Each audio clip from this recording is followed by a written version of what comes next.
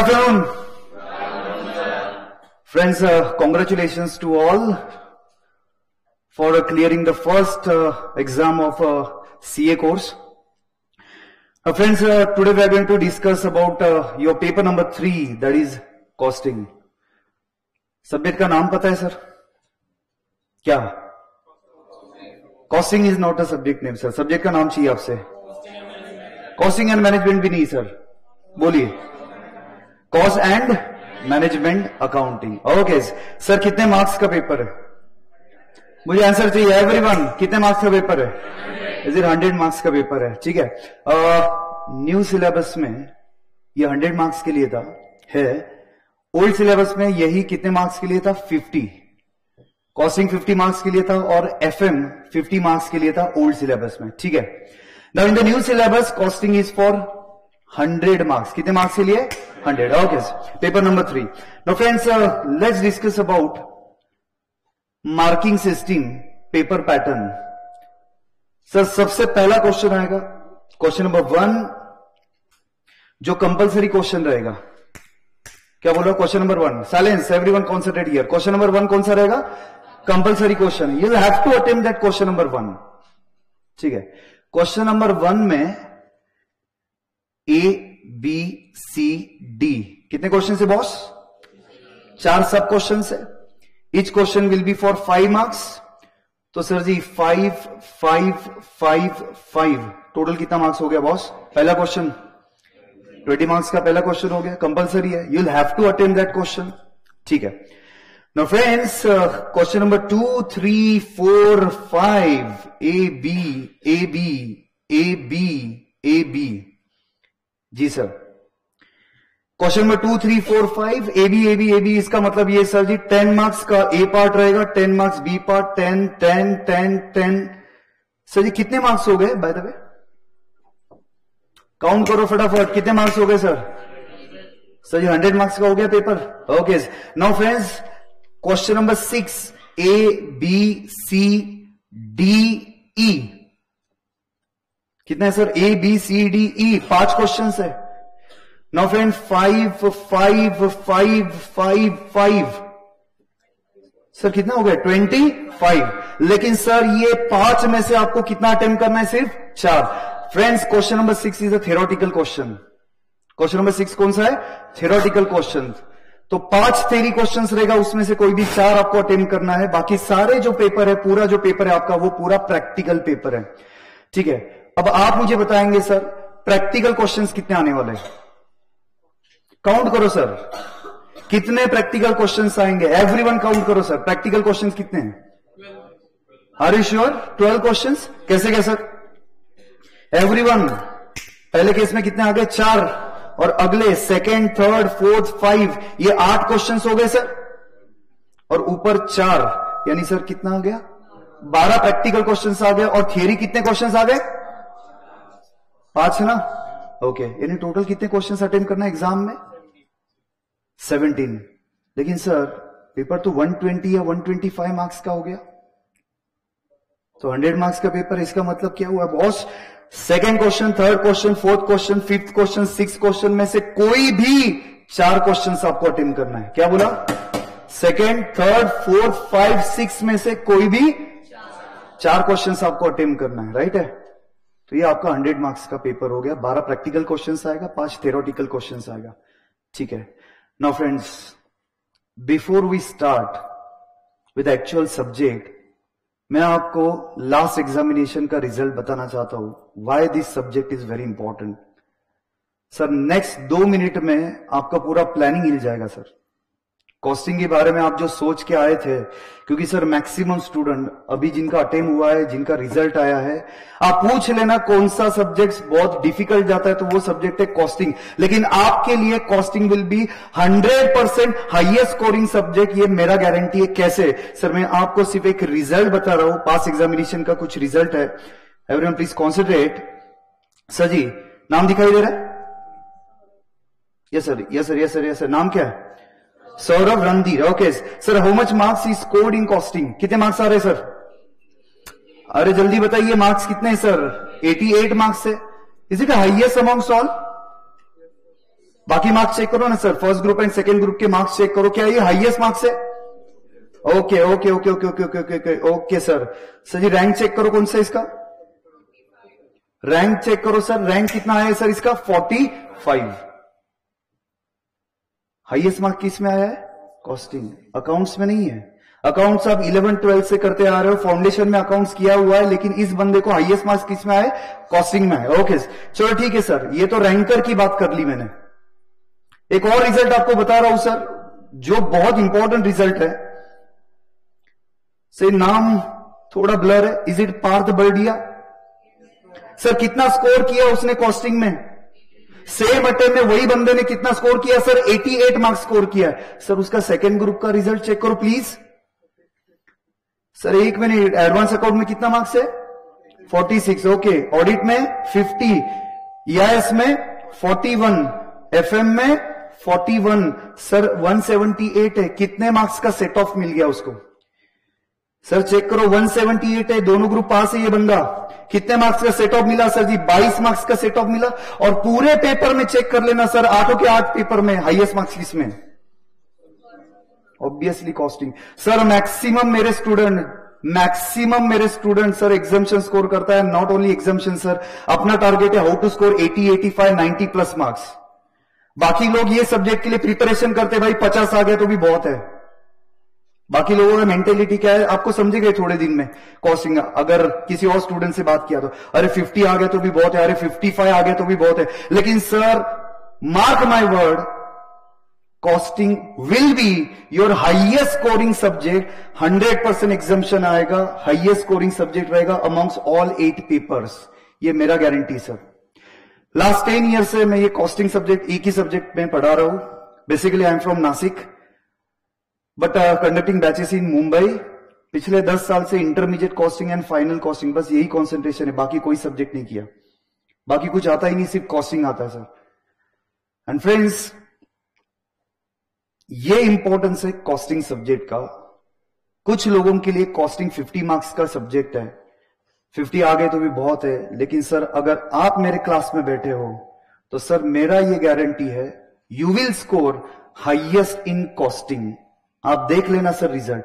Maximum student, first day पे मैंने ये बता दिया आपको, अब आपका रिजल्ट चेक कर लेना 9 मंथ के बाद। Maximum student will score highest marks in costing, ये मेरा गारंटी है। अब मैं इतना कॉन्फिडेंटली क्यों बोलता हूं? Friends, we are going to solve more than 650 questions in class. कितने क्वेश्चन सॉल्व करने? More than 650 questions in class. Sir ji weekly test रहेगा, हर 2 टॉपिक पे आपका टेस्ट रहेगा। वो टेस्ट मिला के और 100 क्वेश्चंस हम लोग सॉल्व करेंगे, प्लस आपको सेल्फ प्रैक्टिस के लिए कुछ क्वेश्चन दिया हुआ है। तो रफली अराउंड 1000 क्वेश्चन हम लोग सॉल्व करने वाले हैं। सर मेरे नोट्स के बाहर कुछ भी नहीं आएगा, इम्पॉसिबल है मेरे नोट्स के बाहर कोई क्वेश्चन आ गया। तो सर आपको जितना मैं प्रैक्टिस कर रहा हूं, ऑल ओवर इंडिया में कोई प्रैक्टिस नहीं करवाएगा।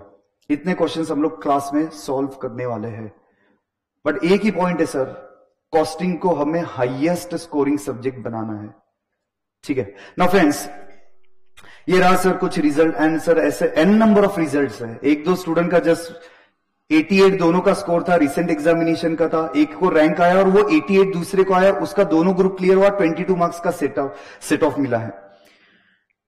तो दिस जस्ट एग्जाम्पल, लिस्ट है सर पूरे एग्जाम्शंस की। क्लास में जो लाइव बैचेस में बैठा है sir 80 to 90% student exemption score करता ही करता है। मेरे पास पूरा लिस्ट है, आप देख लेना।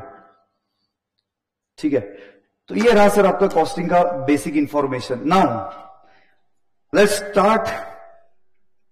सर जी वापिस एक बार बताइएगा, प्रैक्टिकल कितने क्वेश्चंस आने वाले हैं?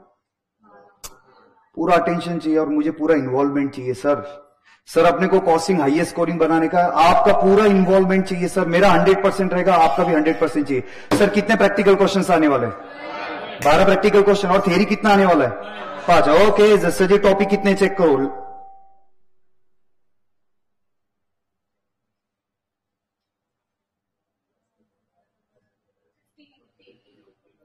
कितने टॉपिक से बॉस?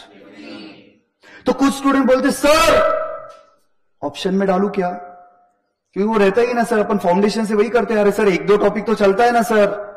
सर ऑप्शन तो चलता है ना सर, इतने 15 टॉपिक थोड़ी होगा, लेकिन सर आपके लिए मैंने ये एनालाइज करके लाया है कि कौन से अटेम्प्ट में जो 4 आपके अभी तक अटेम्प्ट हुए हैं न्यू सिलेबस के, उसमें आप चेक करो कौन सा टॉपिक आप ऑप्शन में डाल सकते हो। Everyone please concentrate on the first topic.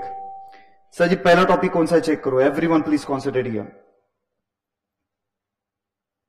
Ji sir पहला टॉपिक कौन सा है? Introduction to the cost and management accounting. Okay sir क्या ऑप्शन में डाल सकते हो? हाँ या ना? क्यों भाई?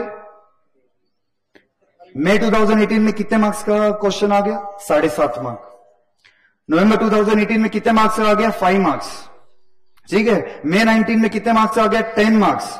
नवंबर 19 में कितने मार्क्स का आ गया? 5 मार्क्स। सर टी का मतलब थियरी, टी का मतलब क्या लिखा है वहां पे? थियरी। सर थियरी का ये पूरा टॉपिक है, एक भी इसमें कंसेप्ट प्रैक्टिकल नहीं है। इसका मतलब सर ये फर्स्ट टॉपिक में टोटल 9 क्वेश्चन है, वो 9 में से एक एग्जाम में आने वाला है। तो श्योर है सर 9 क्वेश्चन सिर्फ पहले टॉपिक में आपको करवाऊंगा, उसमें से एक क्वेश्चन कंपलसरी आएगा और एग्जाम के 2-3 दिन पहले बता दूंगा ये क्वेश्चन आएगा।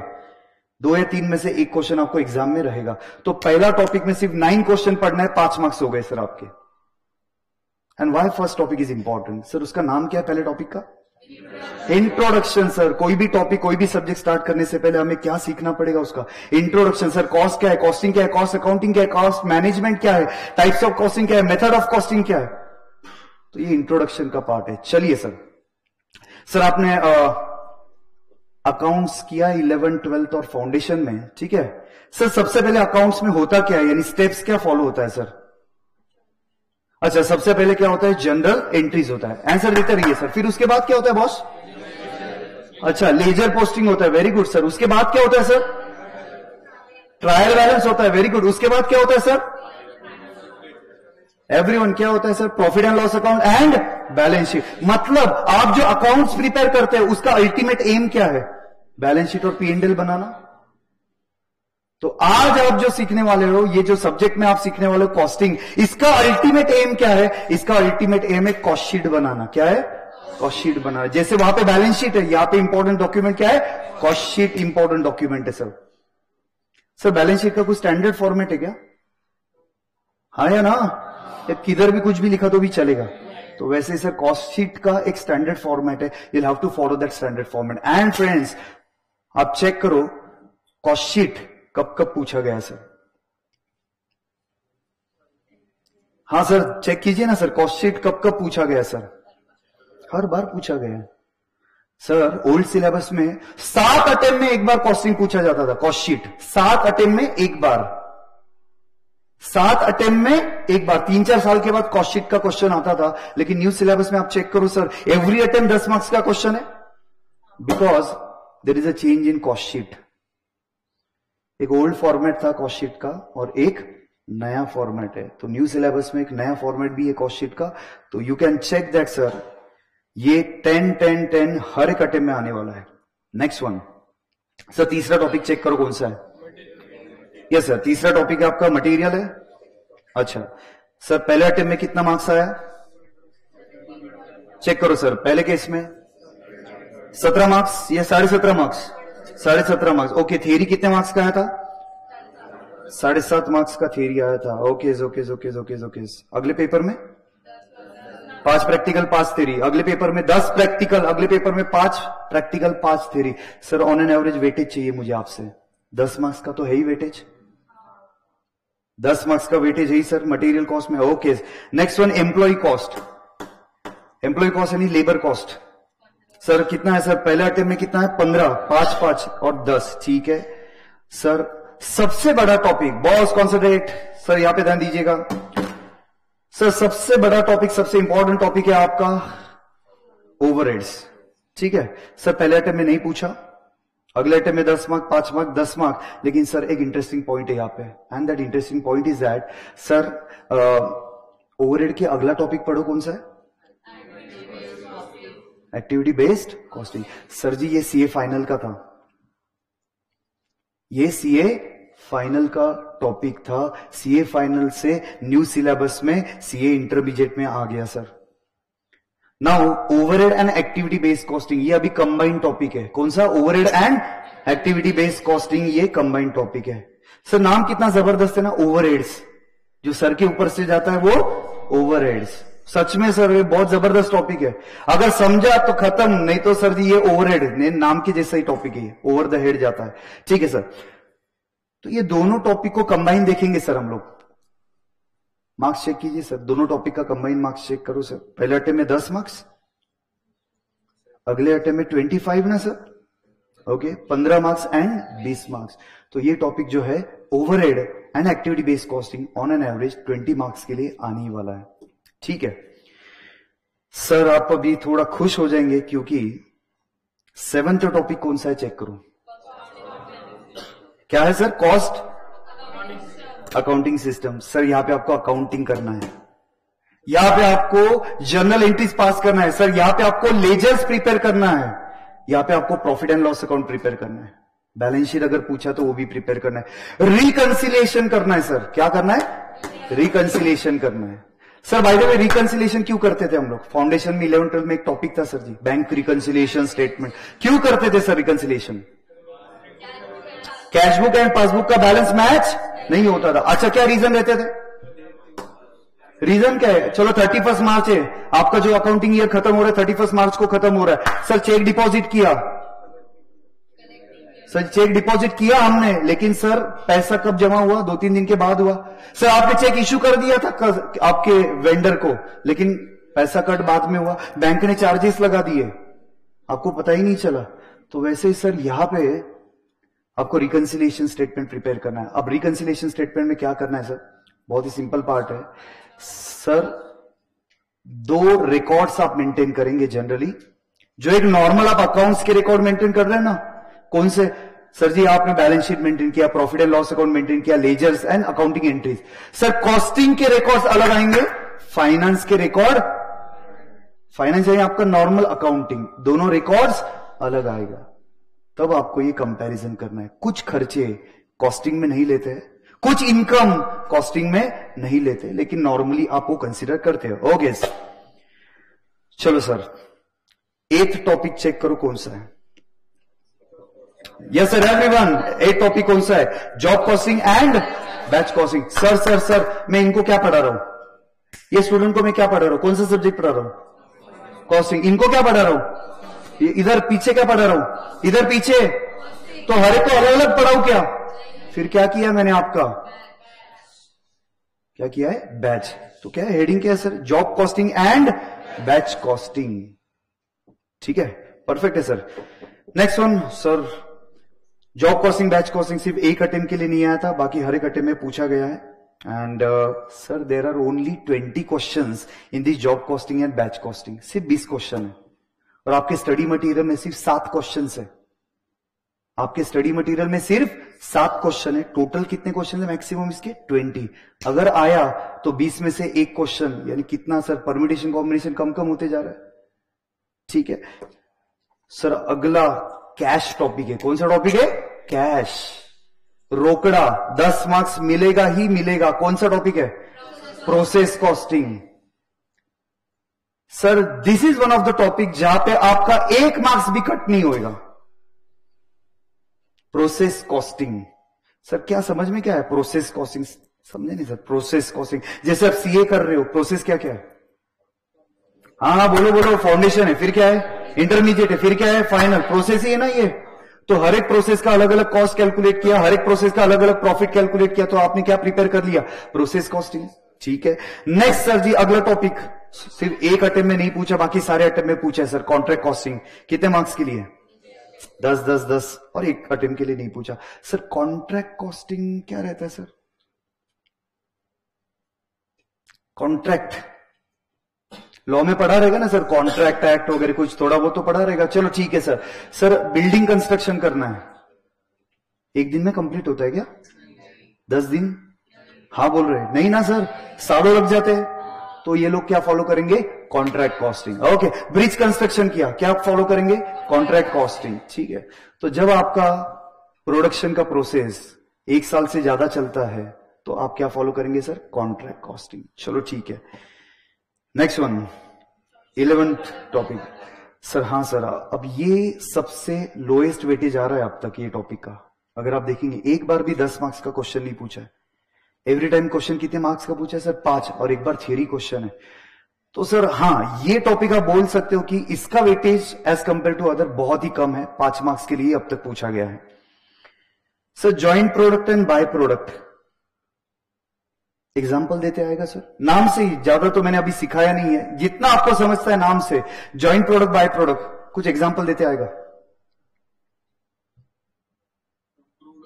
वेरी गुड, परफेक्ट एग्जाम्पल दिया बॉस। इन्होंने एग्जाम्पल दिया क्रूड ऑयल से हम लोग पेट्रोल भी बना सकते हैं, डीजल भी बना सकते हैं, केरोसिन भी बना सकते हैं, गैस भी बना सकते हैं, बराबर है। तो ये सारे प्रोडक्ट क्या हो गए? जॉइंट प्रोडक्ट हो गए। Very good. By product? Yes sir, molasses, perfect example दे रहे सर जी। शुगर फैक्ट्री में मेन प्रोडक्ट कौन सा है? शुगर। बाय प्रोडक्ट कौन सा है? मोलेसिस है। तो उसका अकाउंटिंग कैसे करें, कॉस्ट कैसे कैलकुलेशन करें, ये अपना अगला टॉपिक है, joint product by product. Okay, next and important topic is service sector. हर एक अटेम्प्ट में क्वेश्चन आया ही आया है सर सर्विस कॉस्टिंग पे। 10, 10, 10 एंड 15। अच्छा, सर्विस कॉस्टिंग, स्कूल चले हम, क्या स्कूल बस का क्वेश्चन, पैसेंजर ट्रांसपोर्टेशन का क्वेश्चन, गुड्स ट्रांसपोर्टेशन का क्वेश्चन, हॉस्पिटल के क्वेश्चन, होटल्स के क्वेश्चंस। सर इसमें सिमिलरिटी क्या है? एक मिनट। स्कूल बस है, हाँ स्कूल बस है, पैसेंजर ट्रांसपोर्टेशन है, गुड्स ट्रांसपोर्टेशन है, होटल है, हॉस्पिटल है, रेस्टोरेंट है, लाइब्रेरी है। सिमिलरिटी क्या लग रहा है? क्या ये मैन्युफैक्चरर है या सर्विस प्रोवाइडर है? अब तक तो हम लोग जो देख रहे हैं वो जनरली मैन्युफैक्चर के लिए एप्लीकेबल था। ये टॉपिक किसके लिए एप्लीकेबल है? सर्विस सेक्टर के लिए, सर्विस प्रोवाइडर के लिए एप्लीकेबल है। ओके सर, पूरे इंटरमीडिएट सिलेबस का 3 सबसे important topic, marginal costing, standard costing and budget and budgetary control. Sir most important topic, क्योंकि सीए फाइनल में ये टॉपिक का वेटेज 40 मार्क्स है। CA final, SCMP, strategic cost management and performance evaluation, ये जो सब्जेक्ट है आपका, उसका मार्क्स कितना है इसका सर जी? 40 मार्क्स का कम से कम वेटेज है। तो अगर आपका बेस इंटरमीडिएट में क्लियर रहेगा, then only you can attempt this marginal standard and budget very easily in CA final. तो बॉस ये 15 टॉपिक है। कौन सा टॉपिक आप ऑप्शन में डालेंगे sir? Joint product by product? नहीं सर, एक भी टॉपिक हम लोग ऑप्शन में नहीं डालेंगे, क्योंकि मेरा एम आपसे क्या है सर? सर 50-60 मार्क्स नहीं चाहिए हमें सर। हमें कितना मार्क्स चाहिए सर? 80 प्लस 90 अराउंड कुछ मार्क्स हमें अगर चाहिए, तो एक भी टॉपिक हम लोग ऑप्शन में नहीं डालेंगे। 650 टू 700 क्वेश्चन क्लास में सॉल्व होएगा सर, बहुत मजा आएगा। तो ये था आपका, मैंने एक ओवरव्यू बता दिया कि 15 टॉपिक है, 12 प्रैक्टिकल क्वेश्चंस आने वाले हैं, ठीक है, और सर जी 5 थियोरेटिकल क्वेश्चंस आने वाले। और सर एक इंटरेस्टिंग पॉइंट मैं और बता देता हूं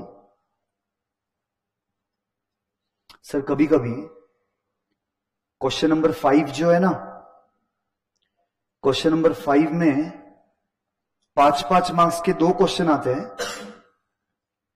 और 10 मार्क्स का 1 क्वेश्चन आता है। 2 बार ऐसे हुआ है सर। ये हादसा कितनी बार हुआ है? 2 बार। क्या बोला मैंने?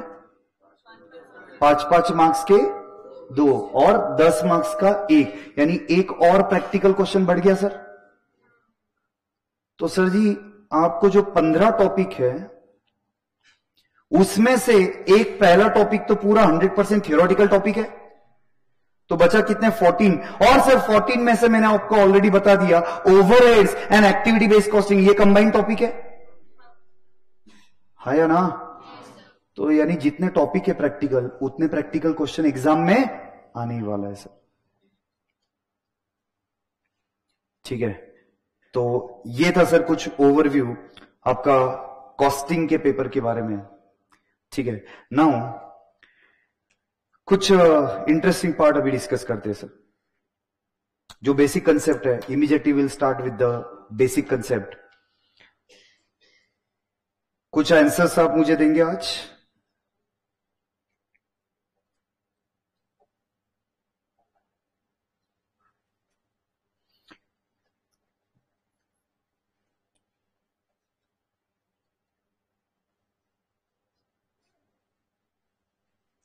सर सबसे पहला डेफिनेशन हम लोग कवर करने वाले हैं. Everyone please concentrate here. Cost. लिखना कुछ भी नहीं सर, ध्यान दो. Everyone please concentrate. Sir cost क्या है? पहला डेफिनेशन कॉस्ट. क्या लगता है सर कॉस्ट का मतलब क्या है?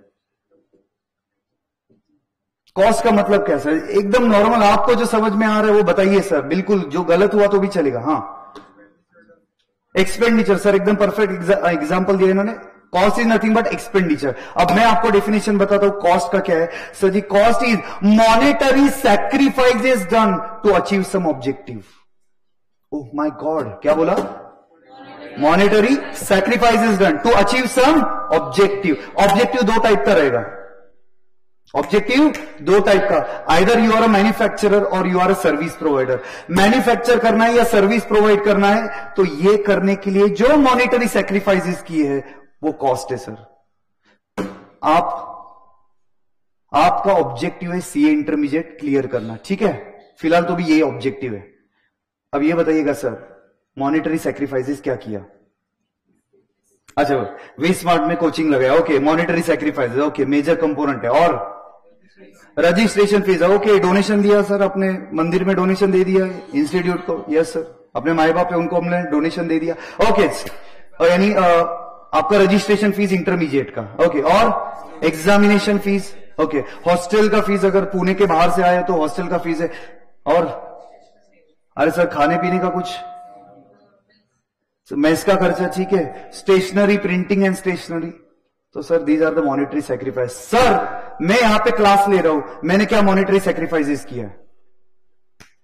आंसर देते नहीं सर. मैं क्लास ले रहा हूं सर यहां पे आपका, मैंने क्या मॉनेटरी सैक्रिफाइसेस किया सर्विस प्रोवाइड करने के लिए? अच्छा, ट्रैवलिंग एक्सपेंसेस. फटाफट आंसर देते रहो सर.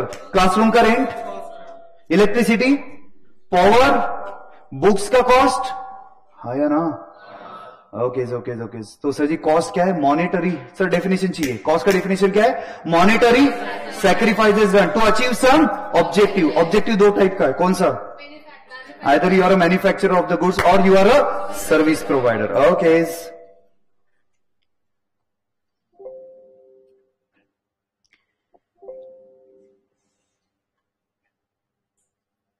चलिए सर अगला डेफिनेशन चेक करो कौन सा है.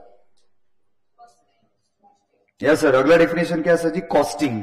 पढ़ो क्या है कॉस्टिंग के बारे में, क्या लिखा हुआ है वहां पे? सर बताइए. कुछ भी नहीं है. ओके, अब दिखा, बोलिए कॉस्टिंग क्या है? Techniques and process of ascertainment of cost. Sir आप वी स्मार्ट के ऑफिस में जब आए थे तो सबसे पहला क्वेश्चन क्या पूछा रहेगा? एकदम बराबर मैम. एग्जाम्पल सर इन्होंने एकदम बराबर बोला. क्या बोला इन्होंने? सर फीस कितना है क्लासेस का, बरोबर ना? तो सर हमने जो आपको फीस बताया रहेगा, ठीक है, कुछ तो लॉजिकली कैलकुलेशन किया रहेगा. रेंट कितना है, अपॉर्चुनिटी कॉस्ट कितना है, या फिर इलेक्ट्रिसिटी कितना लगेगा एक्सेट्रा. उसके बाद ही हम लोगों ने फीस वगैरह बताया रहेगा. तो क्या sir? Technique and process of ascertainment of cost. कैसे असरटेन करना है उसका टेक्निक है कॉस्टिंग. ठीक है सर. सर जी अब मुझे आपका इन्वॉल्वमेंट चाहिए सब लोग. सर आपके जो अकाउंट्स है ना सर, अकाउंट्स प्रिपेयर करते हैं ना, उससे मैंने एक डेटा कंपाइल किया हुआ है. सर देखो तो डेटा में क्या क्या लिखा है. पहला लाइन क्या है sir ji? Particulars and amount. बरोबर है? मेरा सेल्स कितने का है? 5 लाख का सेल्स है. मेरी कॉस्ट कितने की है? 4 लाख की कॉस्ट है. मेरा प्रॉफिट कितना है? 1 लाख का प्रॉफिट है. Okay okay okay okay. Sir ji profit percentage on sales कितना है? कैसे कैलकुलेट करते हैं? अरे प्रॉफिट अपॉन सेल्स कितना आएगा? 20% है ना? अरे श्योर सर 20%. आपको क्या लगता है मेरा बिजनेस कैसा है? 20% प्रॉफिट है सर. सेल्स पे 20% प्रॉफिट है. कॉस्ट पे कितना प्रॉफिट आएगा sir? Very good sir. Cost पे कितना परसेंट आएगा? 25%. सर मेरा बिजनेस कैसा है? क्या लग रहा है आपको? ठीक ठाक है.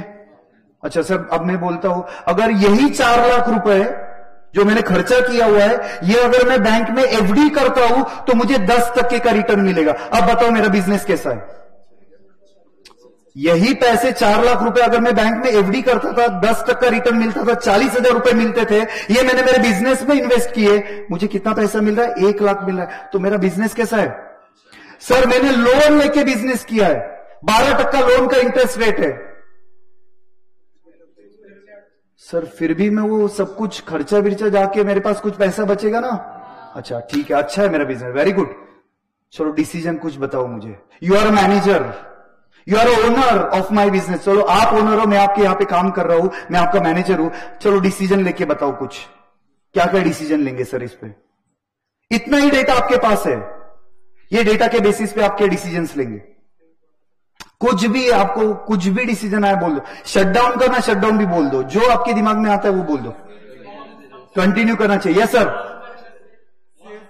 अच्छा कॉस्ट कम करेंगे, अच्छा ओके सर, कौन सा कॉस्ट कम करेंगे? अच्छा एक्स्ट्रा लग रहा है वो कॉस्ट कम कर दे, वेरी गुड। और अच्छा सेल बढ़ा दूं, सेल बढ़ा दूं, ओके। और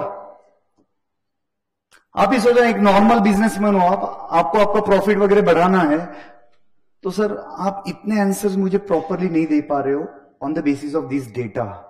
ठीक है, अब आपका पूरा व्यू चेंज होएगा कॉस्टिंग का।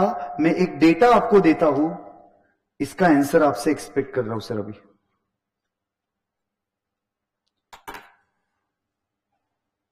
सर मेरा वो जो सेल था, मेरा वो जो सेल था कितना था सर मेरा सेल? अरे आंसर दो, सेल कितना था सर जी? 5 लाख का था। टोटल 5 लाख मैच किया ना मैंने, है ना? अच्छा 5 लाख का सेल में मैंने ए बी सी डी कितने, 4 प्रोडक्ट है ना बॉस? अच्छा 1,50,000, 50,000, 150, 150 सर मैंने 5 लाख का सेल किया, सारे प्रोडक्ट की कॉस्ट ली, मेरा प्रॉफिट आया, प्रॉफिट 20% है सर। अब आप मुझे स्पेसिफिक डिसीजंस लेके बताएंगे। What about product A? What about the product A sir? Close कर दूं, शट डाउन कर दूं? क्यों सर? लॉस आ रहा है। ये आपको कब पता चला सर कि ये मैंने डिसकंटिन्यू करना चाहिए? सर इसमें पता चल रहा था आपको, क्योंकि ये आपका अकाउंट्स का डेटा है। किसका डेटा है? अकाउंट्स में तो हम लोग टोटल कॉस्ट लेते हैं ना sir, total sales, total cost etcetera, product wise थोड़ी लेते हैं हम लोग कॉस्ट। ठीक है, ओके वेरी गुड, एक डिसीजन तो बराबर दिया, इसको बंद करो। ठीक है, हाँ बी का क्या करूं सर? बी का, अच्छा बी का क्या हो रहा है सर जी? नो प्रॉफिट नो लॉस आ रहा है, ब्रेक इवन है, इसको हम लोग एक कंसेप्ट बोलते हैं कॉस्टिंग में, ब्रेक इवन पॉइंट। सेल कितना है, कॉस्ट कितना है, तो नो प्रॉफिट नो लॉस आया। तो क्या करें सर? एक तो कॉस्ट कम करो, बराबर बोल रहे, एक तो कॉस्ट कम कर दो या फिर सेल प्राइस बढ़ा दो। लेकिन सर कॉम्पिटिटिव मार्केट में सेल प्राइस बढ़ा सकते क्या? कॉस्ट कम कर सकते हैं, बराबर है। ठीक है, एक डिसीजन ये लिया, कॉस्ट कंट्रोल करो या कॉस्ट रिडक्शन करो। सर प्रोडक्ट सी, सर जी प्रोडक्ट सी क्या करे सर? चल रहा है सर, कट रहा है सर, चलने दो ना सर। हाँ सर अच्छा है ना, ये 20% का प्रॉफिट दे रहा है, कोई प्रॉब्लम नहीं है। लेकिन सर मुझे आपसे अभी आंसर चाहिए, व्हाट अबाउट प्रोडक्ट डी? अच्छा सर ये सबसे ज्यादा प्रॉफिटेबल है, प्रॉफिट परसेंटेज कितना है सर? नीचे लिखा हुआ है। तो highest profit percentage product D का है, तो आपने करना क्या चाहिए? डी का ज्यादा से ज्यादा सेल करना चाहिए। सबसे इंपॉर्टेंट प्रोडक्ट कौन सा आपका? डी। सर ये डिसीजन आप अब बता पा रहे हो, स्पेसिफिक डिसीजन पहले बता सकते थे क्या सर? इतना स्पेसिफिक आप एक वेग बता रहे थे कि सर सेल बढ़ा दो, कॉस्ट कम कर दो, क्वांटिटी बढ़ा दो, कॉस्ट रिडक्शन करो, कॉस्ट कंट्रोल करो। ठीक है, ये आपको बाद में पता चला ये टेबल बनाने के बाद। और ये जो टेबल आपके सामने वो कॉस्टिंग का टेबल है सर। हमने हर एक प्रोडक्ट का सेल अलग लिखा है, हर एक प्रोडक्ट का कॉस्ट अलग, हर एक प्रोडक्ट का प्रॉफिट अलग आया। ठीक है, नाउ फ्रेंड्स अब अगला कंसेप्ट है सर, 2 कंसेप्ट हुए अपने अभी तक। पहला कॉस्ट है, आंसर दो। कॉस्ट क्या है? Cost monetary sacrifice is done to achieve some objective. Objective 2 type का है, मैन्युफैक्चर और सर्विस प्रोवाइड करना। Okay okay sir. सेकंड क्या है सर जी? सर जी कॉस्टिंग क्या था? Technique and process of ascertainment of cost. कुछ स्पेसिफिक टेक्निक और प्रोसेस से कॉस्ट असरटेन होगा। ठीक है सर, अब अगला पॉइंट देखना है, ऑब्जेक्टिव ऑफ कॉस्ट अकाउंटिंग। क्या ऑब्जेक्टिव ऑफ कॉस्ट अकाउंटिंग? ठीक है सर, आपने मुझे अभी जो जो आंसर्स दिए वो 5 मार्क्स का क्वेश्चन आपने खत्म कर दिया सर। ओल्ड सिलेबस में ये क्वेश्चन 7 बार एग्जाम में पूछा गया था। ओल्ड सिलेबस में ये क्वेश्चन 7 बार पूछा गया था। ये क्वेश्चन आज आपने क्लास में खत्म कर दिया sir. Objective of cost accounting क्या है? पहला ऑब्जेक्टिव क्या है? Ascertainment of cost. सर एक मिनट। असरटेनमेंट ऑफ कॉस्ट का मतलब क्या हुआ? किसका कॉस्ट असरटेन करना सर? हर एक प्रोडक्ट का, हर एक सर्विसेज का कॉस्ट असरटेन करो। तो इसके लिए क्या लगेगा सर आपको? Cost accounting. ठीक है sir. Second, everyone, determination of selling price. Sir जी सेलिंग प्राइस कैलकुलेट करना है। जनरली हम लोग सेलिंग प्राइस कैसे कैलकुलेट करते हैं? जनरल सर, एक नॉर्मल बिजनेसमैन क्या करता है? कॉस्ट लेता है, प्रॉफिट ऐड करता है, सेलिंग प्राइस आ जाएगा। हाँ या ना? तो cost plus profit is equal to selling price. तो अगर आपको सेलिंग प्राइस कैलकुलेट करना है तो आपको क्या मालूम होना चाहिए? कॉस्ट। ठीक है, तो कॉस्ट आ गया, सेलिंग प्राइस आ गया। Okay sir, why selling price is important for any business? Sir why selling price is important for every business? Sir V Smart Academy के लिए फीस इंपॉर्टेंट है। कोई भी प्रॉफिट मेकिंग ऑर्गेनाइजेशन के लिए फीस या फिर जो सेलिंग प्राइस है वो इंपॉर्टेंट है। क्यों इंपॉर्टेंट है सर? उसका लॉन्ग टर्म सर्वाइवल उस पर डिपेंडेंट है। सर अगर आपका प्राइस गलत हो गया, सेलिंग प्राइस गलत हो गया, सेलिंग प्राइस गलत हो गया सर, आपने आपके सारे कॉस्ट रिकवर नहीं किए, लॉस हो गया आपको। तो सर सेलिंग प्राइस इंपॉर्टेंट है। तो सर जी पहले थर्ड पॉइंट मत देखो, फोर्थ पॉइंट देखो। फोर्थ पॉइंट क्या है? Ascertainment of the profit of each activity. Sir हमने अभी अभी क्या किया सर? हर एक प्रोडक्ट का प्रॉफिट कैलकुलेट किया, ए का, बी का, सी का और डी का हमने प्रॉफिट कैलकुलेट किया। ओके। तीसरा पॉइंट चेक करो सर, काफी सारे स्टूडेंट ने ये आंसर दिया। Cost control and cost reduction. Sir ji कौन से प्रोडक्ट का कॉस्ट कम करना है सर? एक तो आपने बी का बोला, और अगर पॉसिबल हुआ तो ए का भी कर दो। ए में लॉस है ना सर, तो कॉस्ट अगर कम करेंगे तो ऑब्वियसली आपका प्रॉफिट आ सकता है। तो सर जी ये ऑब्जेक्टिव है आपके कॉस्ट अकाउंटिंग के। ये आपने 5 मार्क्स का क्वेश्चन खत्म कर दिया सर। 7 बार ओल्ड सिलेबस में पूछा गया था, अब तक न्यू सिलेबस में नहीं आया। बोलो मुझे सर जी ऑब्जेक्टिव ऑफ कॉस्ट अकाउंटिंग क्या है? जो अकाउंटिंग करने वाले सर सबसे पहले क्या ऑब्जेक्टिव है?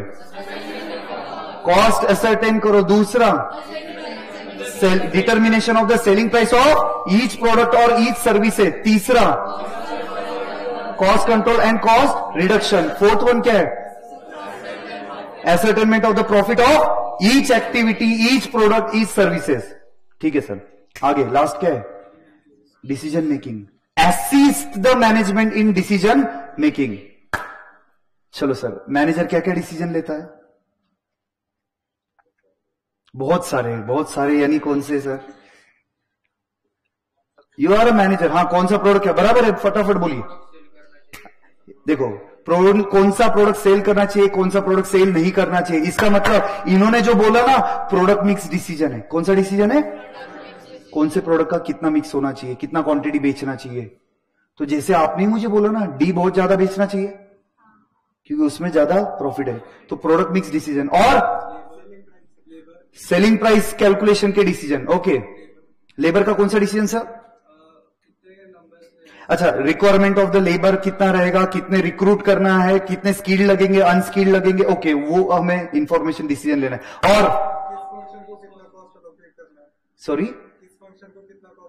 कौन से फंक्शन को, कौन से प्रोडक्ट को कॉस्ट कितना अलोकेट करना है। चलो ठीक है। और सर शटडाउन डिसीजन नहीं ले सकता है क्या? ठीक है, मैंने एक डिसीजन लिया सर, मुंबई में पढ़ा रहा था, पुणे में आके पढ़ा रहा हूं, तो डिफरेंट जियोग्राफिकल एरिया में भी प्रोडक्ट बेच सकते हैं। वो डिसीजन हो सकता है, जैसे लोकली बेच सकते हैं, ग्लोबली भी बेच सकते हैं, इंटरनेशनली भी बेच सकते हैं। ठीक है, तो और क्या क्या डिसीजन हो सकता है सर जी? सोचिए इस पे। मैनेजर और क्या डिसीजन लेगा? हाँ सर। अच्छा, ओनर को एडवाइस दे सकते कि लॉन्ग टर्म स्ट्रेटेजी वगैरह क्या रहेगा, एक्सेट्रा। तो सर ये 5 पॉइंट है आपके objective of cost accounting. Last time repeat करो सर, क्या है ऑब्जेक्टिव ऑफ कॉस्ट अकाउंटिंग? सबसे पहले क्या कैलकुलेट किया सर? लास्ट टाइम है, वापस रिपीट नहीं कराऊंगा सर, ये हो गया, अपने दिमाग में फिट हो गया। पहला क्या है? Ascertainment of the cost. दूसरा क्या है सर जी? सेलिंग प्राइस कैलकुलेट किया। तीसरा क्या है? Cost control, cost reduction. Fourth one profit of each activity. Fifth one क्या है? मैनेजर को असिस्ट करो डिसीजन लेने के लिए। assist the management in decision making. 3 theoretical question complete किए, cost, costing and cost accounting, objective of cost accounting. Okay now friends,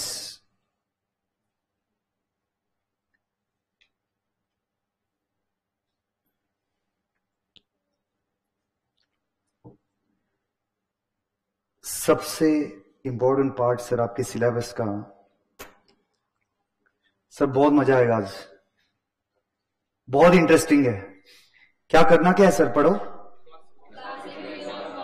क्या बोल रहे? Classification of cost. Okay okay okay sir. Classification कौन से बेसिस पे होता है? नीचे पढ़ो जरा, क्या बॉक्स में क्या क्या दिया हुआ है sir? Classification on the basis of nature और element, variability, function, controllability, normality. इसमें से एक क्वेश्चन, ये जो मैं पढ़ा रहा हूं, इसमें से एक क्वेश्चन कंपलसरी एग्जाम में आने वाला है, क्लासिफिकेशन ऑफ कॉस्ट वाला. ठीक है सर जी, पहला चेक करो क्या लिखा है sir. Classification on the basis of nature और element. Okay okay okay okay. चलिए सर, आराम से एकदम. जिस बेंचेस पे आप बैठे हुए हो उसके लिए क्या क्या कॉस्ट लगा रहेगा सर? एक नॉर्मल में बात करो सर. जिस बेंचेस पे आप बैठे हुए हो उसके लिए कॉस्ट क्या क्या लगा रहेगा? एक सेकंड ना, एक सेकंड. 1 by 1 sir. वुड लगा, ओके. आयरन एंड स्टील लगा, परफेक्ट सर. और अच्छा, painting, paint, okay. Cushion, okay okay okay. एक सेकंड सर. लेबर, और लेबर लगा, और स्क्रू, ओके. स्क्रू, फेविकॉल, वीकॉल, वो भी लग गया. Perfect boss. ट्रांसपोर्टेशन कॉस्ट लगा, ठीक है. ट्रांसपोर्टेशन, ठीक है. और क्या है सर? लेबर लिख दिया ना सर. लेबर कॉस्ट है, ट्रांसपोर्टेशन. और क्या सर? Import duty. ओ भाई, हाँ हो सकता है ना सर, क्यों नहीं हो सकता है? ये बेंचेस इंपोर्टेड बेंचेस है सर, तो इंपोर्ट ड्यूटी लग गया, ठीक है. और इलेक्ट्रिसिटी सर. और क्या लगा रहेगा? इलेक्ट्रिसिटी. मिसलेनियस एक्सपेंसेस, ठीक है. इलेक्ट्रिसिटी लगा है. और क्या लगा है सर? सोचो सोचो सोचो.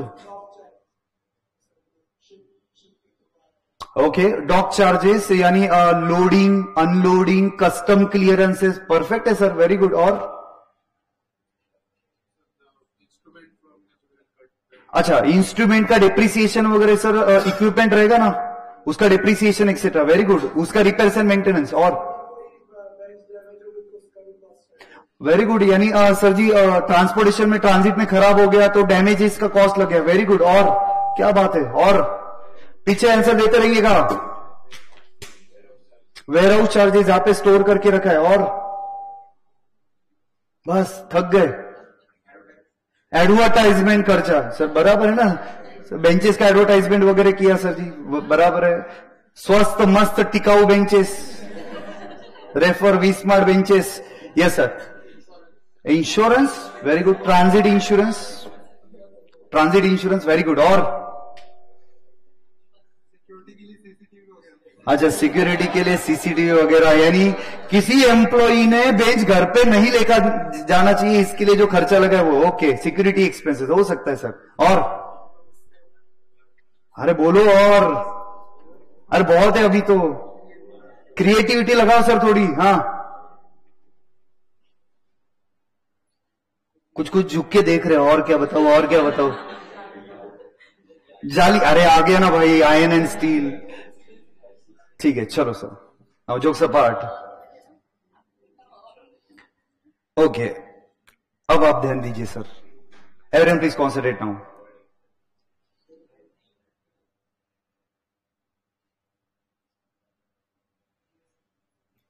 यस, जीएसटी, बरोबर है sir. Now jokes apart sir. अब ध्यान दो. अब इंपॉर्टेंट पार्ट स्टार्ट कर रहा हूं sir. Everyone please concentrate now. मुझे हर एक का कॉन्सेंट्रेशन चाहिए. Sir ji, cost is bifurcated into 3 parts. There are 3 elements of cost. पहला कौन है sir? Labour cost,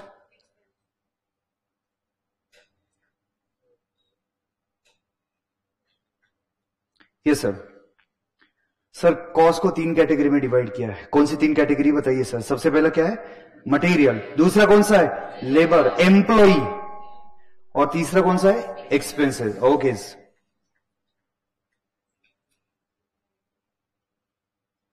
sir. Material 2 category का।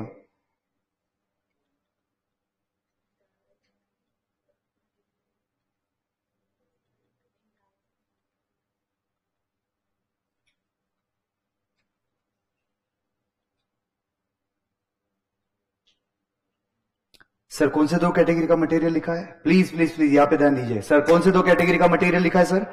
Direct and indirect material. Okay sir जी। लेबर 2 कैटेगरी का सर। ऑब्वियसली कौन सा? बराबर है सर, बोलते जाइए सर। डायरेक्ट एम्प्लॉई और लेबर एंड इनडायरेक्ट लेबर। ठीक है सर, ठीक है सर। एक्सपेंसेस भी 2 कैटेगरी का आएगा। बताइए सर कौन से 2 कैटेगरी का एक्सपेंसेस आएगा सर? एक आएगा आपका डायरेक्ट एक्सपेंसेस और दूसरा आएगा आपका इनडायरेक्ट एक्सपेंसेस। एक आएगा आपका डायरेक्ट एक्सपेंसेस और एक आएगा indirect expense. Now please concentrate here sir. पहले स्टार्ट करते हैं मटेरियल। आपने जो मुझे एग्जांपल दिए थे सर बेंच के, वो कॉस्ट को मटेरियल कॉस्ट में बाइफरकेट करो। मटेरियल कौन सा लगा sir? Iron and steel, would, laminate, Sunmica, screw, Fevicol, cleaning material, ये सारे क्या है सर जी? मटेरियल कैटेगरी में आएंगे। ठीक है। I am not talking about the direct indirect immediately, मैं सिर्फ बता रहा हूं मटेरियल क्या क्या लगा है सर। और मटेरियल लगा रहेगा जो इक्विपमेंट है उसको ऑयल वगैरह किया रहेगा, है ना? अच्छा, तो मटेरियल है सर जी। आप मुझे बताइए लेबर क्या क्या लगा रहेगा? हाँ, लेबर में क्या है, क्या काम किया रहेगा सर वर्कर लोगों ने? पहला वर्कर क्या आएगा? कट, लोडिंग अनलोडिंग, कटिंग किया, टेस्टिंग किया, फिनिशिंग किया, मेजरमेंट वगैरह लिया। ओके सर जी, ठीक है सर। मटेरियल और लेबर छोड़ के और कुछ खर्चा आया क्या? मेरा फैक्ट्री सर बेंच का मटेरियल और लेबर छोड़ के और कुछ खर्चा आएगा क्या?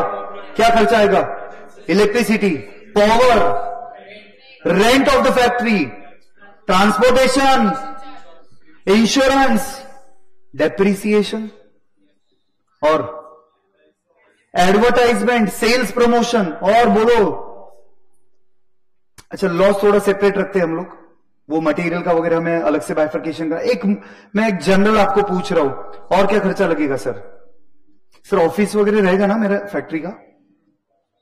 सर ये ऑफिस रहेगा ना, तो office related expenses. Sir sales department रहेगा, उसके रिलेटेड एक्सपेंसेस आएंगे। ओके, नाउ स्पेसिफिकली स्टार्ट करते सर। पहला पार्ट डायरेक्ट मटेरियल, ध्यान से अभी। डायरेक्ट मटेरियल सर, नाम से ही पता चल जाएगा डायरेक्ट मटेरियल क्या है। बोलिए क्या है? नाम से क्या पता चला आपको? डायरेक्ट मटेरियल मतलब क्या हुआ? Material which is directly use for production is called as a direct material. वापिस एक बार, material which is directly use for the production is direct material. Direct material can be seen into the final product. अरे क्या बोल रहे हो, ध्यान से सुनो। Direct material can be seen into the final product. Sir आपको benches में क्या क्या दिख रहा है? आयरन एंड स्टील दिख रहा है, वुड दिख रहा है, लैमिनेट दिख रहा है, तो वो सारे क्या? सनमाइका दिख रहा है, वो क्या है सर? आपके डायरेक्ट मटेरियल है या ना? तो 2 सेंटेंस बताए सर मैंने डायरेक्ट मटेरियल के। पहला सेंटेंस क्या था? Material which is directly use. दूसरा सेंटेंस क्या? Which can be seen into the final product. And अगला पॉइंट है जिसका इनपुट आउटपुट रिलेशनशिप आइडेंटिफाई करते आएगा। जिसका इनपुट आउटपुट रिलेशनशिप आइडेंटिफाई करते आएगा। सर समझा नहीं ये इनपुट आउटपुट रिलेशनशिप का मतलब क्या हुआ? इनपुट आउटपुट रिलेशनशिप कांस्टेंट है। सपोज एक बेंच मैन्युफैक्चर करने के लिए 10 kg का आयरन एंड स्टील लगेगा, एक बेंच मैन्युफैक्चर करने के लिए 10 स्क्वायर फीट का वुड लगेगा, एक बेंच मैन्युफैक्चर करने के लिए 10 स्क्वायर फीट का लैमिनेट लगेगा। ये इनपुट आउटपुट रिलेशनशिप कांस्टेंट है? तो आपका वो कौन सा मटेरियल है? डायरेक्ट मटेरियल है। मुझे 3 सेंटेंस दिमाग में फिट करके बताइए सर। 3 सेंटेंस बताया मैंने डायरेक्ट मटेरियल का। पहला क्या है? Material which is directly use. दूसरा क्या है? Which can be seen into the final product. तीसरा, जिसका इनपुट आउटपुट रिलेशनशिप आइडेंटिफाइबल है, कांस्टेंट है। ओके, अब अगला पॉइंट, इनडायरेक्ट मटेरियल। मुझे आपसे चाहिए अभी आंसर।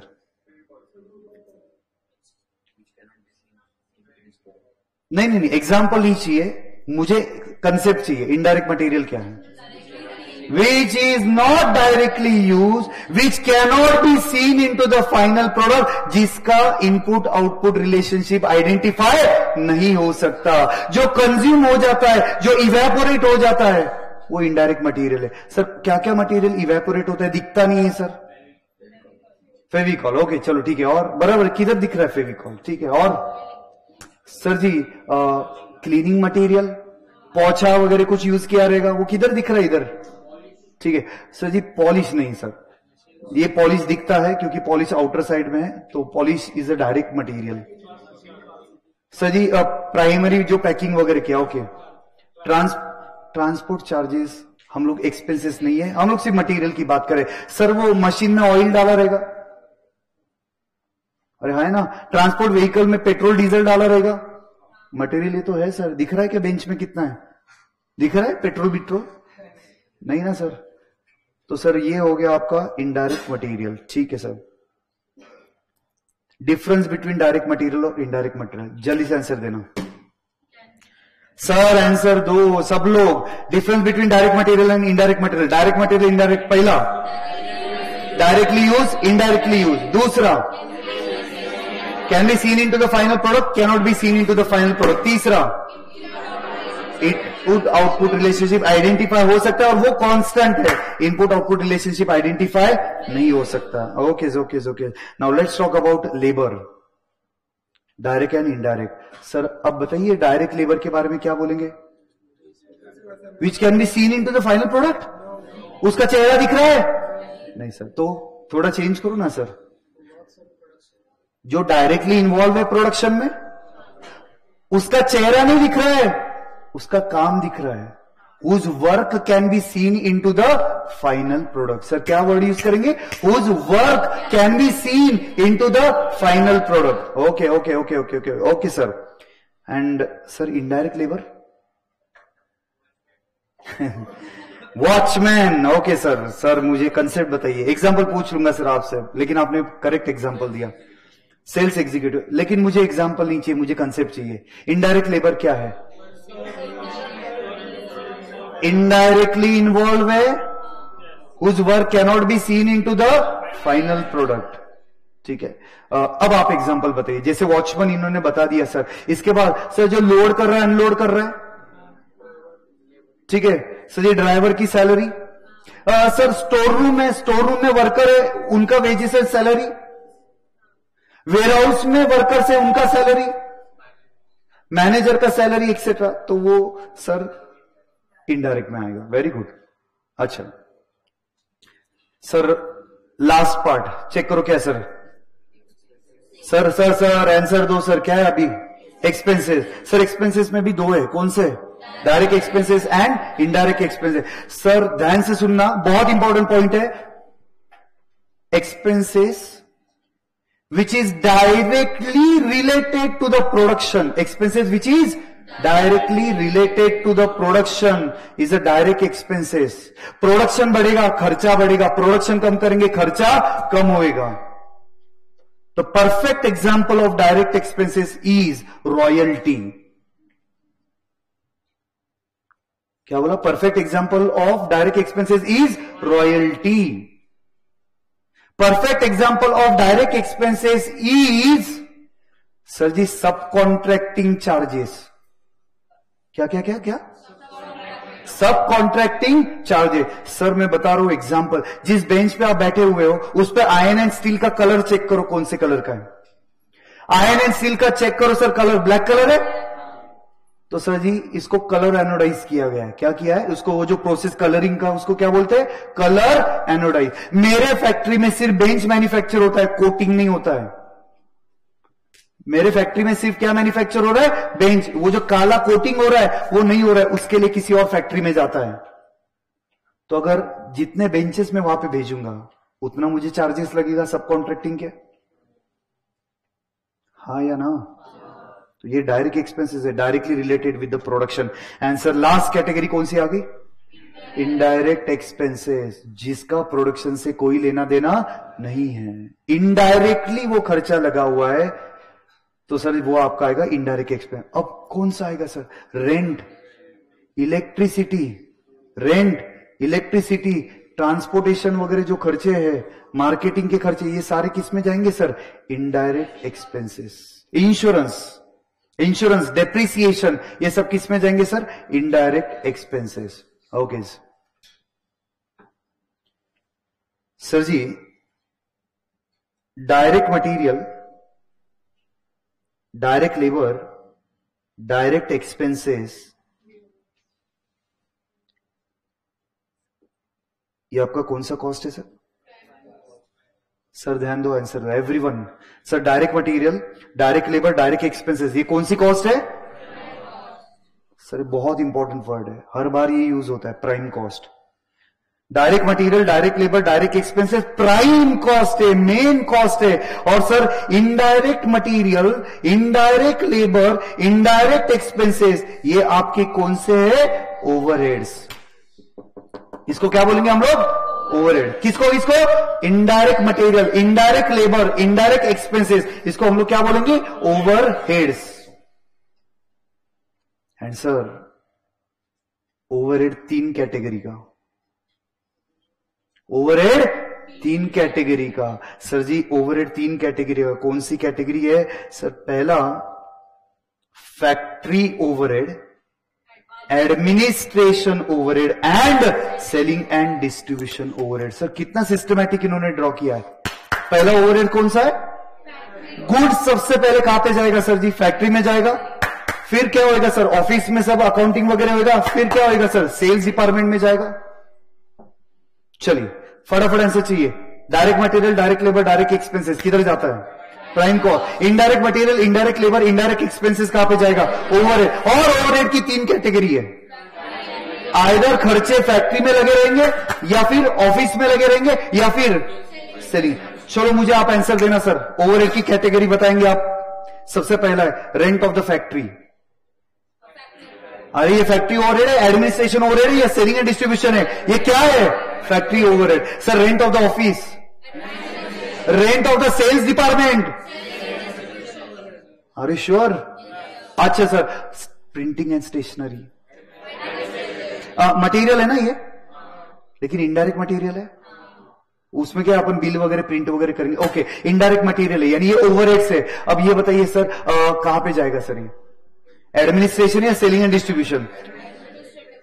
अच्छा अगर सेल बिल प्रिंट करने के लिए यूज किया तो सेलिंग एंड डिस्ट्रीब्यूशन, लेकिन अगर ऑफिस में यूज किया सर तो office overhead. Okay okay okay. Cleaning and maintenance of the factory, ये डायरेक्ट एक्सपेंसेस है या इनडायरेक्ट एक्सपेंसेस है?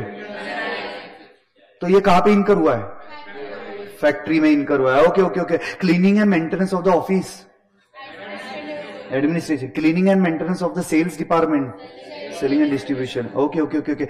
स्टोर रूम का इंश्योरेंस किया, एक सेकंड, इंश्योरेंस किसका बोला मैंने, स्टोर रूम का इंश्योरेंस बोला। सर गुड्स 2 जगह पे रहते हैं, स्टोर रूम अलग कंसेप्ट है, वेयर हाउस अलग कंसेप्ट है। सर क्या डिफरेंस है सर, स्टोर रूम और वेयर हाउस हम तो सेम ही समझते हैं।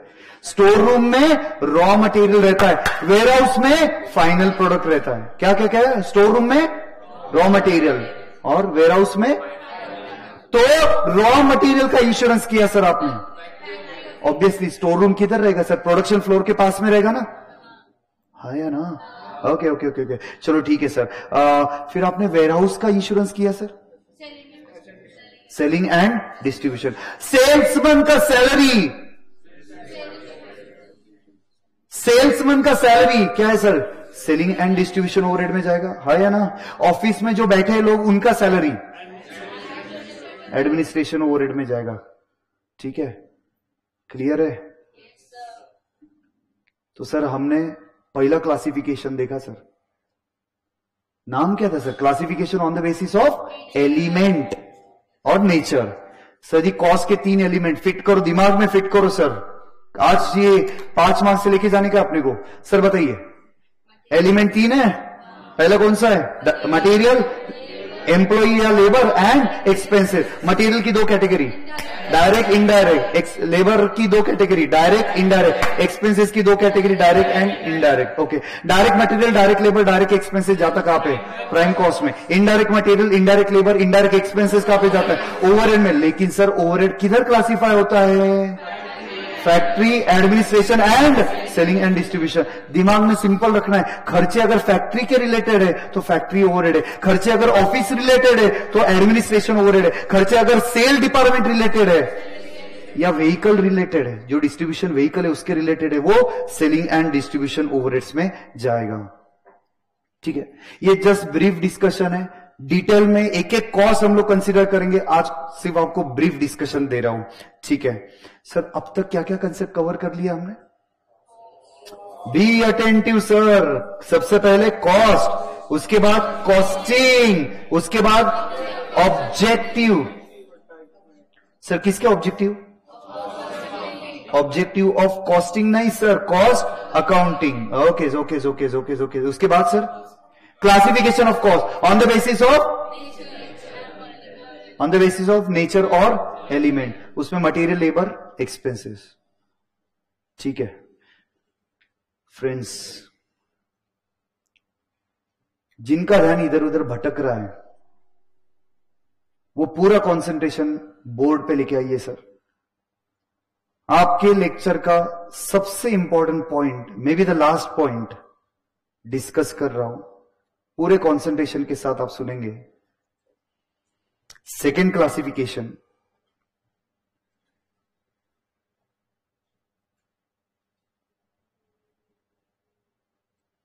सॉरी सर, बताइए सर क्या क्लासिफिकेशन क्या है? सर बहुत इंपॉर्टेंट है, बहुत इंपॉर्टेंट है, सब लोगों ने यहां पे ध्यान देना है। क्या हेडिंग क्या है sir? Classification on the basis of variability और बिहेवियर। सर हर एक कॉस्ट का बिहेवियर अलग है सर, हर एक कॉस्ट का बिहेवियर अलग है। सर ध्यान से सुनना अभी। सर मेरे लेक्चर में 100 स्टूडेंट आया, मेरे लेक्चर में 100 स्टूडेंट है। अभी सपोज मेरे ये क्लासरूम का रेंट है 5 lakh rupees per month. Classroom का रेंट कितना है? 5 लाख रुपीस पर मंथ। अभी कितने स्टूडेंट बैठे? सपोज 100। ठीक है सर, कल 150 स्टूडेंट आ गए, कल 150 स्टूडेंट आ गए, मुझे रेंट कितना पे करना पड़ेगा? सर 200 स्टूडेंट आने वाले हैं, रेंट कितना पे? मेरे ये क्लास की कैपेसिटी 500 स्टूडेंट की है, 500 स्टूडेंट तक मुझे कॉस्ट कितना लगेगा? एक ही स्टूडेंट आया, एक भी नहीं आया, 5 लाख। सर कितने भी स्टूडेंट आए 500 तक, तो मेरा कॉस्ट कितना लग रहा है सर? तो इसका बिहेवियर क्या है? चेंज हो रहा है या चेंज नहीं हो रहा है? चेंज हो रहा है या नहीं हो रहा है? नहीं हो रहा है। तो इसको हम लोग क्या बोलेंगे sir? Fixed overhead, not overhead, fixed cost. क्या बोलेंगे इसको? Fixed cost. Okay, are you getting the point? Sir classroom का इंश्योरेंस निकाला मैंने, 1 लाख रुपए पर एनम का इंश्योरेंस है। अगर कुछ बच्चे धमाल मचा देते, बेंच तोड़ के वगैरह लेके जाते, ट्यूबलाइट वगैरह लेके गए घर पे, तो मैंने इंश्योरेंस निकाला है सर 1 लाख रुपए का। नंबर ऑफ स्टूडेंट पे डिपेंड करेगा या नहीं करेगा? नंबर ऑफ स्टूडेंट पे डिपेंड करेगा या नहीं करेगा? नहीं सर। अच्छा ठीक है, तो पहला मैंने आपको बताया बिहेवियर, फिक्स कॉस्ट। जी सर, फिक्स्ड कॉस्ट। थोड़ा मुझे डिटेल में बताइए फिक्स कॉस्ट के बारे में। क्या लिखूं फिक्स कॉस्ट यानी क्या सर? क्या समझने का मैंने फिक्स कॉस्ट? क्या समझने का? आपको क्या समझा sir fix cost? Which do not very with the level of output, यानी जो फिक्स है, जो आउटपुट के हिसाब से चेंज नहीं होता है, वो फिक्स कॉस्ट है। और सर प्रोडक्शन का और फिक्स कॉस्ट का रिलेशन बताओ। Remain throughout the same throughout the production. Sir हमने ऐसा सुना था ना, relationship, inverse relationship, direct relationship, no relationship. वैसे बताइए प्रोडक्शन का और फिक्स कॉस्ट का रिलेशनशिप क्या है? मुझे आंसर चाहिए सर, मुझे आंसर चाहिए sir. There is no relationship. कब तक? कैपेसिटी तक, up to certain level. Sir अगर मेरे पास 550 स्टूडेंट आ जाता है तो इधर ही ठूसूंगा क्या सबको? कैपेसिटी 500 है सर, बैठेगा किधर? Getting the point. तो मुझे एक बड़ा क्लासरूम लगेगा। हाँ, तो up to certain level fix cost will remain fix. Okay, तो सबसे पहला, fix cost will be fix irrespective of production. पहला लाइन क्या समझ में आ रहा है? Fix cost will be fix irrespective of production. ठीक है sir. Second, there is no relationship of fix cost and production, output या प्रोडक्शन और level of activity. Sir mark my word, तीसरा लाइन बहुत इंपॉर्टेंट है। मार्जिनल कॉस्टिंग जो topic है उसके आधे क्वेश्चन ये रिलेशनशिप पे डिपेंड करते हैं। और मेरा तीसरा इंपॉर्टेंट लाइन है, fix cost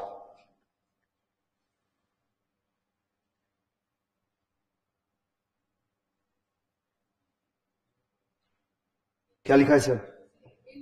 fix cost in total should be same. Fix cost in total should be same. Sir 5 lakh रुपए रेंट था, बराबर है? 100 स्टूडेंट आए, एक स्टूडेंट पे बर्डन कितना है? अरे 5 लाख का रेंट देने का है, 100 स्टूडेंट आए, एक स्टूडेंट पे बर्डन कितना है सर? 5000 का बर्डन है। सर 200 स्टूडेंट आ गए। Sir ji 5 lakh divided by 200, एक स्टूडेंट पे बर्डन कितना आया? 2000। सर 500 स्टूडेंट आ गए, इज इट 1000? तो सर पर यूनिट चेंज होता है ये, क्या बोल रहे हो? पर यूनिट, लेकिन टोटल सेम रहेगा। अच्छा सर, अगला एग्जांपल,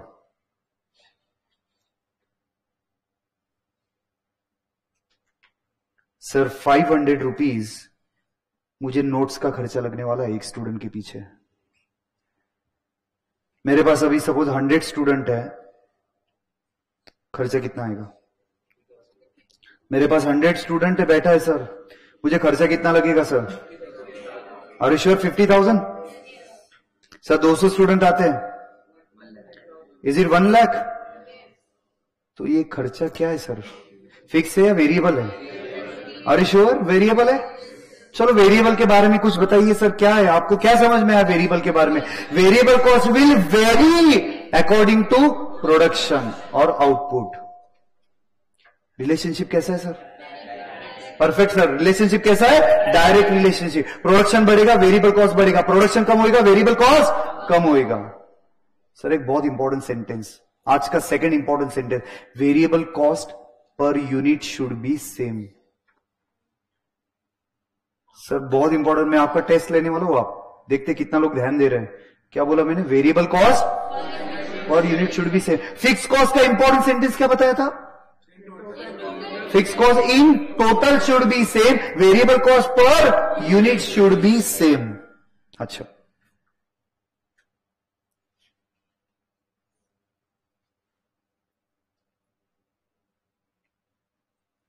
सर, एक गंदा सा डायग्राम है, बताइए, पीछा नहीं छोड़ेगा सर आपका ये? हाँ सर, मैथ्स में बहुत सर जी खतरनाक खूंखार कंसेप्ट है ये, एक्स एक्सिस एंड,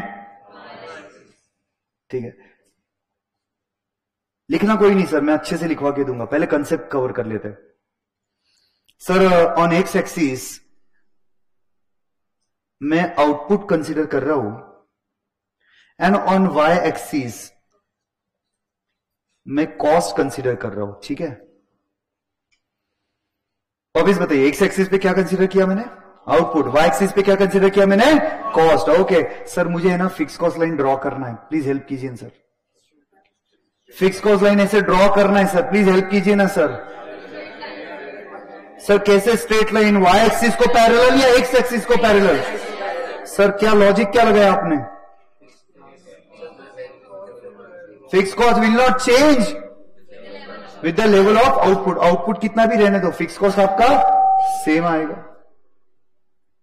बरोबर है? तो सर फिक्स कॉस्ट की line parallel to X axis. ठीक है सर।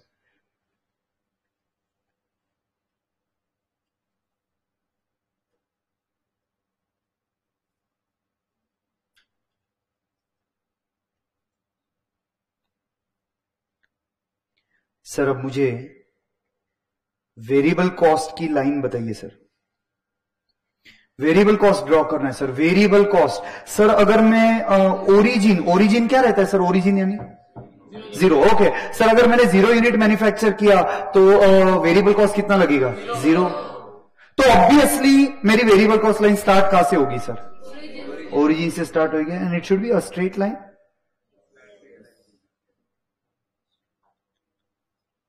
जैसे जैसे आउटपुट बढ़ते जाएगा वैसे वैसे मेरा वेरिएबल कॉस्ट बढ़ते जाएगा। Okay, and last element of cost is semi variable cost. कौन सा?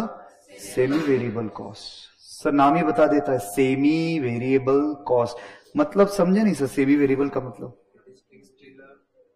अच्छा, it is fixed till particular level, then it will increase. Okay, और अच्छा स्टेप बाय स्टेप आता है। वेरी गुड, ये भी एक बराबर आंसर दिया कि ये स्टेप वाइज लगता है। स्टेयर केस, बरोबर एकदम स्टेयर केस है। ठीक है, everyone please concentrate here. Sir ji कुछ कॉस्ट ऐसे रहते हैं कुछ लेवल के लिए फिक्स है, again it will increase, again it will be fix, again it will increase, again it will fix etcetera. क्या आप मुझे एग्जांपल दे सकते हो सर? हाँ हाँ,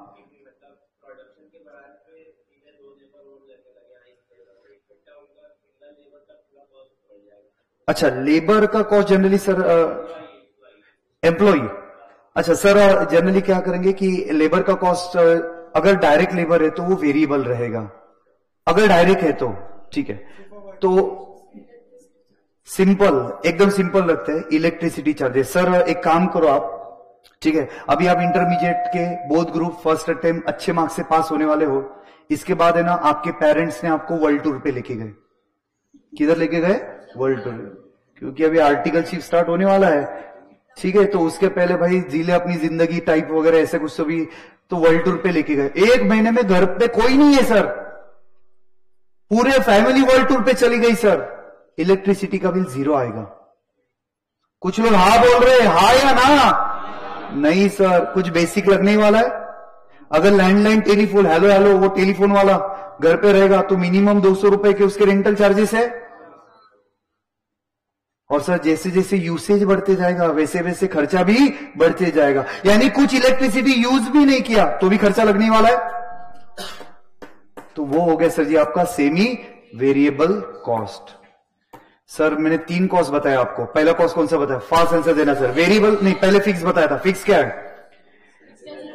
विच will not change according to the production. There is no relationship with the production and fix cost. Sir उसका important sentence क्या था?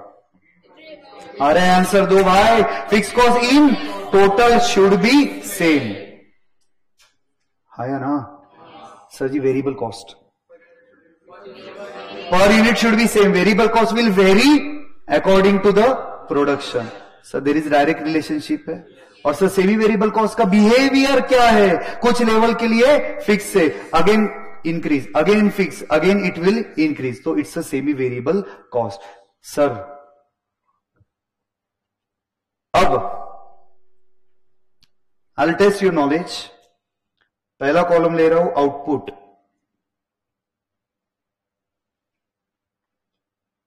अगला कॉलम ले रहा हूं कॉस्ट। 10,000 आउटपुट है, 15,000 आउटपुट है, 20,000 आउटपुट है, 30,000 आउटपुट है, 40,000 आउटपुट है। ठीक है सर जी, एक कॉस्ट। सर जी 10,000 के लिए आपको कॉस्ट लग रहा है सपोज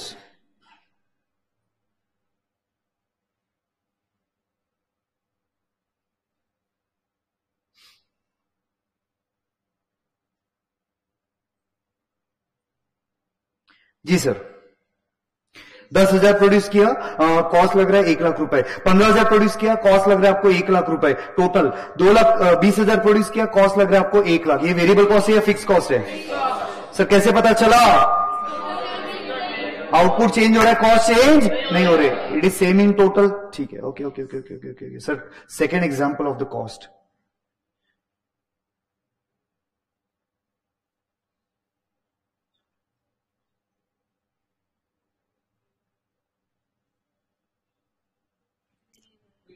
आंसर चाहिए सर?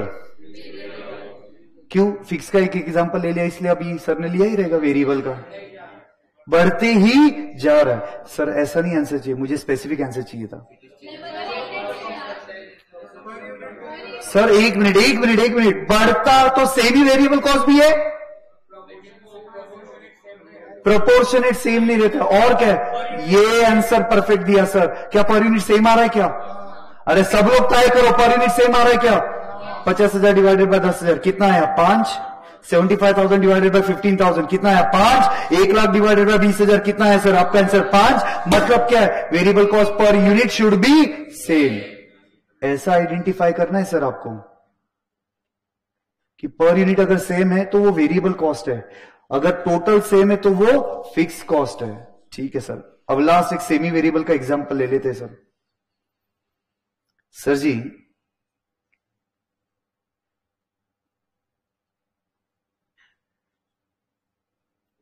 $20,000 कितना है सर? 20,000 25,000 30,000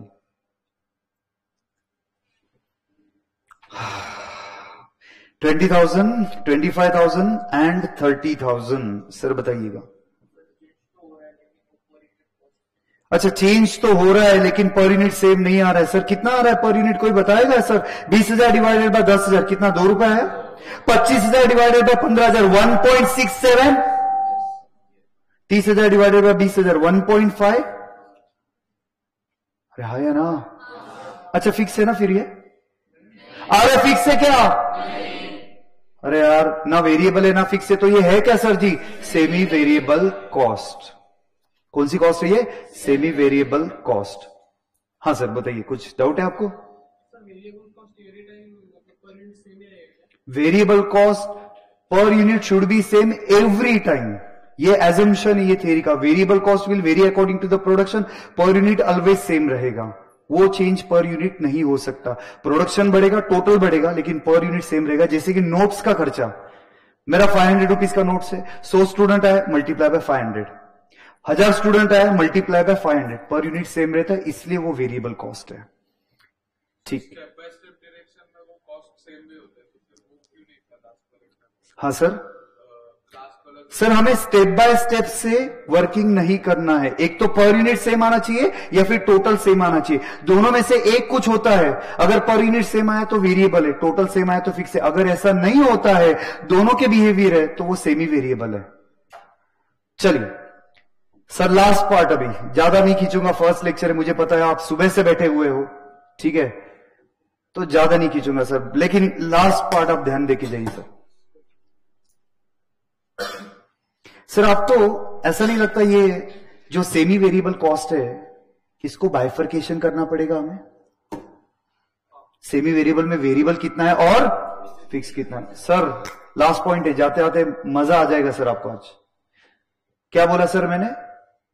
जो सेमी वेरिएबल कॉस्ट है उसका बाइफर्केशन करना पड़ता है, वेरिएबल कितना है और जो कंसेप्ट बता रहा हूं ओवरहेड टॉपिक में, मार्जिनल कॉस्टिंग में 50 क्वेश्चन ये कंसेप्ट पे, जो अभी एक्सप्लेनेशन दे रहा हूं मार्जिनल कॉस्टिंग में ओवरहेड टॉपिक मिला के कितने क्वेश्चन सॉल्व करने वाले हम लोग? 50। तो बहुत ही इंपॉर्टेंट है, सब लोग ध्यान दीजिएगा सर।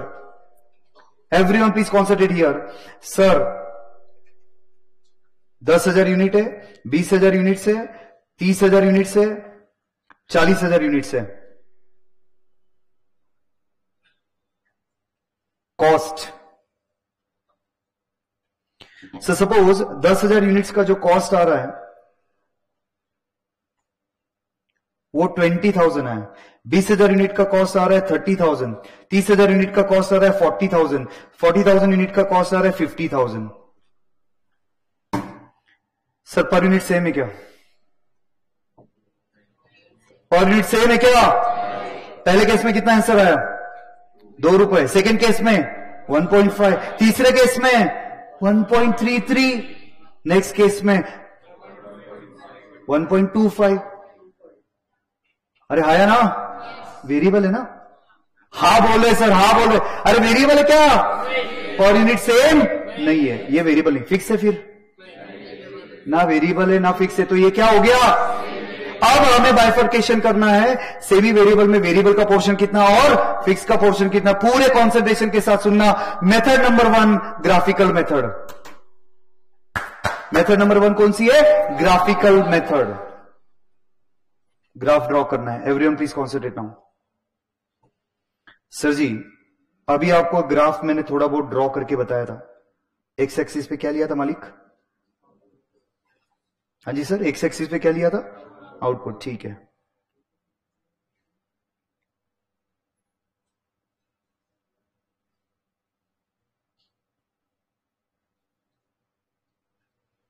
Yes sir. स्केल है किसी के पास? स्केल दो, स्केल दो, चलो जल्दी। बैग्स निकालो, चलो। अरे बाप रे, आयन है, आयन एंड स्टील नको, लैपटॉप जाएगा मेरा। Yes sir, please concentrate here. Sir x axis पे क्या लेना है? अरे आंसर दो भाई, लास्ट कंसेप्ट है आउटपुट। वाई एक्सिस पे क्या लेना है सर जी? कॉस्ट लेना है। Okay okay okay okay okay okay sir. Output 10,000, 20,000, 30,000 और 40,000। ठीक है सर, कोई प्रॉब्लम नहीं है। तो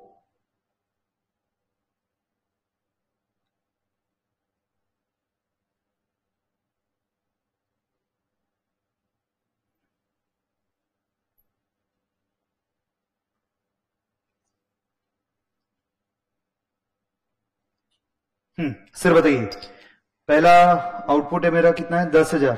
सेकेंड आउटपुट है मेरा 20,000। तीसरा आउटपुट है 30,000। नेक्स्ट आउटपुट है 40,000 and so on. Okay sir ji, cost कितना है?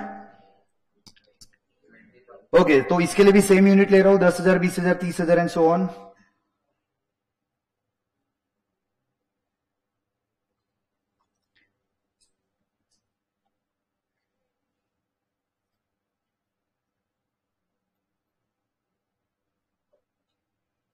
Yes sir, please concentrate. X axis पे क्या लिया वापिस एक बार?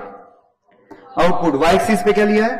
कॉस्ट लिया है। अच्छा ठीक है, तो स्टेप नंबर 1 एक्स एक्सिस पे output, step number 2 Y axis पे कॉस्ट। नाउ हर एक आउटपुट के पॉइंट्स प्लॉट करो। क्या करना क्या है? हर एक आउटपुट के पॉइंट्स प्लॉट करो। सर जी 10,000 का कॉस्ट कितना है? मुझे आंसर चाहिए सर। सर मुझे आंसर चाहिए, 10,000 का कॉस्ट कितना है? ठीक है, 2,000 यूनिट, 20,000 यूनिट का कॉस्ट कितना है? तो एक पॉइंट यहां पे भी ड्रॉ कर दिया मैंने। Okay okay sir. Sir sir sir 30,000 के लिए? सर सर सर 40,000 के लिए?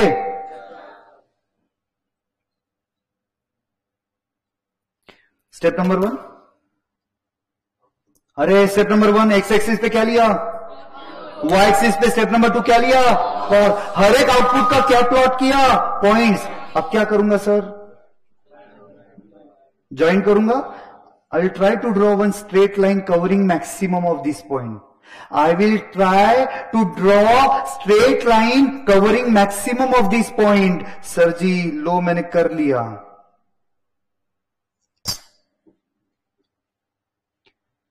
सर ये मेरा टोटल कॉस्ट दिया हुआ था।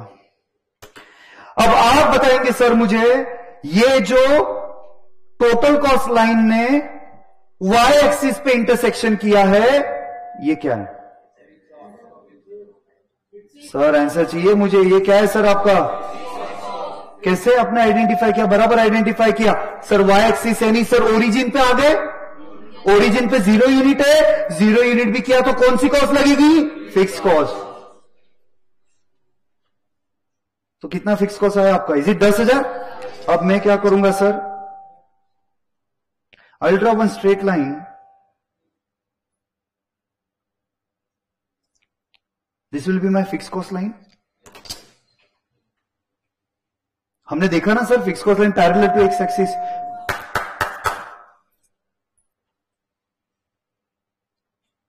बोलो। अरे मैंने कुछ मार्क किया, ध्यान देते रहो सर। अरे नहीं नहीं नहीं नहीं नहीं नहीं, नहीं सेमी वेरिएबल नहीं सर, वापिस एक बार सर। एक है टोटल कॉस्ट, उसके नीचे फिक्स कॉस्ट, दोनों का डिफरेंस क्या? Is it a variable cost आएगा? वेरिएबल कॉस्ट पर यूनिट कितना है? ट्राई करो अभी आप पर यूनिट, सब लोग ट्राई करो, नहीं आया तो भी चले, ट्राई तो करो सर। सर जी वेरिएबल कॉस्ट पर यूनिट कितना है? एक काम करो सर, सर एक काम करो, 10,000 यूनिट से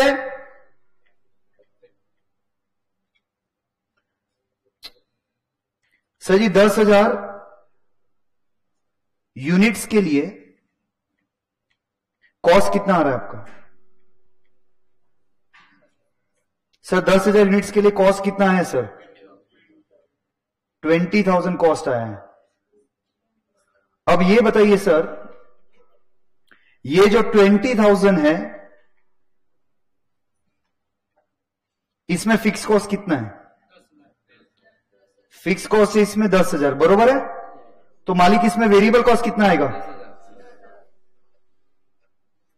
अरे श्योर 10,000 पर यूनिट कितना आएगा? सब लोग ट्राई करो सर, पर यूनिट कितना आएगा? Is it 1? 10,000 डिवाइडेड बाय 10,000, तो आपका वेरिएबल कॉस्ट पर यूनिट कितना आया? 1 रुपीज। क्रॉस चेक करो, क्रॉस चेक करो सर, क्रॉस चेक। सर जी 1 मिनट का क्रॉस चेक। 20,000 यूनिट के लिए टोटल कॉस्ट कैलकुलेट करना है। 20,000 यूनिट के लिए टोटल कॉस्ट कैलकुलेट करना है सर। आप मुझे बताएंगे variable cost plus fix cost is equal to total cost, हाँ या ना?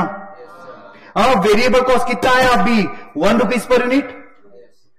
अरे 1 बोला ना आपने मुझे, तो सर जी 1 मल्टीप्लाइड बाय 20,000 यूनिट से प्लस सर जी फिक्स कॉस्ट कितनी आएगी? 10,000। सर जी मेरी टोटल कॉस्ट कितनी आ गई? 30,000। सर ऊपर देखो तो ये टेबल में कितना था 20,000 के लिए कॉस्ट? 30,000 था। 40,000 का कॉस्ट बताओ, वेरिएबल कॉस्ट कितना आएगा 40,000 में? Variable cost 40,000 into 1 40,000, fix cost कितना आएगा? 10,000। 40,000 प्लस 10,000 कितना आया? 50,000। क्या आप मुझे 1 लाख का कॉस्ट बता सकते हो क्या? 1 लाख का कॉस्ट बता सकते हो? टोटल कॉस्ट कितना आएगा? 1,10,000। कैसे? Variable cost 1 multiplied bye 1 lakh plus fix cost 10,000। 85,000 unit का टोटल कॉस्ट बताइए। 95,000। 85 into 1 variable cost plus fix cost 10,000, कितना आ गया सर जी? 95,000। गया दिमाग में? पहला मेथड था, नाम क्या है मेथड का? Graphical method. बताओ क्या किया सर? सर हमें ये मेथड एग्जाम में लिखने के लिए आएगा, थ्योरी। ग्राफिकल मेथड से कैसे वर्कआउट करना है। स्टेप नंबर 1 आंसर चाहिए। Step number 1, on x axis we'll consider output, on y axis we'll consider cost. then हर एक आउटपुट के कॉस्ट दिए गए हैं, पॉइंट्स प्लॉट किए, मैक्सिमम पॉइंट कवर होगा, ऐसा एक लाइन ड्रॉ किया, उसने y एक्सिस पे इंटरसेक्शन किया, उसको क्या बोलेंगे? उसने y एक्सिस को इंटरसेक्शन किया, वो क्या है सर जी? फिक्स कॉस्ट है। वहां से एक पैरेलल लाइन ड्रॉ कर दिया, वो आ गया मेरा fix cost. Difference between total cost and fix cost will be variable cost. बरोबर है? कौन सा मेथड हुआ ये? ग्राफिकल मेथड हुआ ये। किसी को डाउट है इसमें?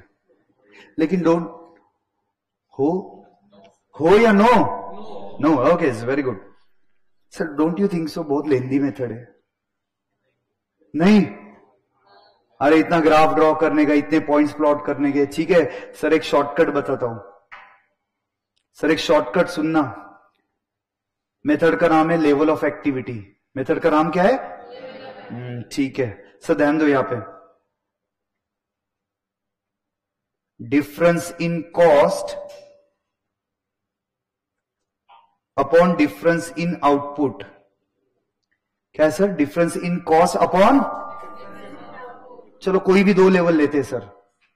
कौन सा ले सर? पहला लेवल कौन सा ले? 10,000 लेते हैं? 20,000? पहला 2 ले लेते हैं ना सर? ओके सर जी, पहले 2 लेवल के कॉस्ट का डिफरेंस कितना आएगा? 30,000 minus 20,000 divided by difference in output 20,000। Sir answer कितना? और 1 क्या था सर? वेरिएबल कॉस्ट पर। तो कितना सिंपल फॉर्मूला है सर ये।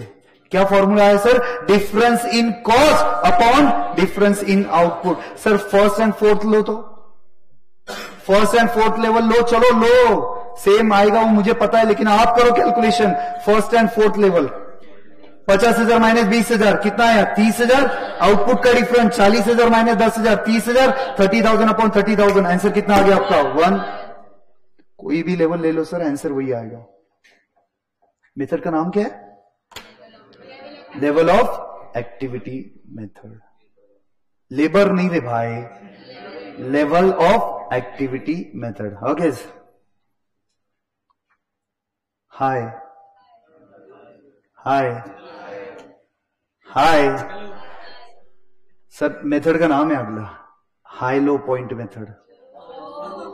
सर मेथड का नाम क्या है? High low point method. ये जो फॉर्मूला अप्लाई किया है ना, difference in cost upon difference in output, high low मतलब अरे highest level and lowest level का डिफरेंस लेना है। सर सीए फाइनल में नवंबर 2019 अटेम्प्ट में नवंबर 2009 अटेम्प्ट में सीए फाइनल में 10 मार्क्स का क्वेश्चन आ गया, और वहां पे ऐसे बोला है सेमी वेरिएबल कॉस्ट को बाइफरकेट करो हाई लो पॉइंट मेथड से। सीए फाइनल के पूरे स्टडी मटेरियल में एक भी पैराग्राफ नहीं था। सीए फाइनल के पूरे स्टडी मटेरियल में एक भी पैराग्राफ हाई लो पॉइंट का नहीं था। ये इंटरमीडिएट में बेसिक कवर किया था, तो वो लोग करके आए सीए फाइनल में। तो सर क्या है? हाई लो का मतलब क्या है? हाईएस्ट एंड लोएस्ट हमें कंसिडर करना है। और इसके 3 मेथड है, वो आज नहीं बताऊंगा आपको, वो हम लोग नेक्स्ट लेक्चर में करेंगे। नोटबुक लेके आइएगा सर, आज फर्स्ट डे था, लिखवा के नहीं दिया है, ठीक है? कल से भर भर के लिखवा के दूंगा सर, ठीक है सर? साइन ऑफ करने से पहले सबसे पहले बताइए आज हमने वर्कआउट क्या क्या किया सर? सब लोग, मुझे एवरीडे रिवीजन चाहिए, आपका इन्वॉल्वमेंट चाहिए। अपना एम 80 पार, 80 के आगे हमें स्कोर करना है। जैसे मैं बोलता हूं वैसे कीजिए, this will be highest scoring. Okay sir, सबसे पहले हमने क्या सीखा सर आज? Monetary sacrifices done to achieve some objective. Objective 2 type का, manufacture of the goods or provision of the services. Okay, costing, process, techniques and process of ascertainment of cost. चलो ठीक है सर जी। तीसरा था ऑब्जेक्टिव। सर किसके objective? Cost accounting के objective. मुझे वो 5 ऑब्जेक्टिव बताइए। सबसे पहले क्या है सर? डिटर्मिनेशन ऑफ कॉस्ट, अच्छा, ascertainment of cost, determination of selling price, cost control, cost reduction, profit of each activity, assist the management in decision making. ये 5 ऑब्जेक्टिव थे। इसके बाद सर जी हमने स्टार्ट किया क्लासिफिकेशन ऑफ कॉस्ट। क्लासिफिकेशन में पहला classification cover कर लिया, लिखना बाकी है। क्या है? नेचर और एलिमेंट। सर 3 टाइप के कॉस्ट लगते हैं, material, labour, expenses. Material 2 category का, डायरेक्ट, इनडायरेक्ट। डायरेक्ट क्या है सर जी? Directly use which can be seen into the final product. Input output relationship constant है। इनडायरेक्ट मटेरियल क्या है? Can not be seen, indirectly use, ठीक है, and input output relationship उसका आइडेंटिफाई नहीं हो सकता। Okay, direct labour, directly involve, work can be scene. Sir एक और लाइन बता देता हूं। डायरेक्ट वर्कर ट्रांसफॉर्मेशन करते हैं, डायरेक्ट वर्कर ट्रांसफॉर्मेशन करते हैं। ट्रांसफॉर्मेशन यानी इनपुट से आउटपुट बनाते हैं, वो डायरेक्ट वर्कर है आपके।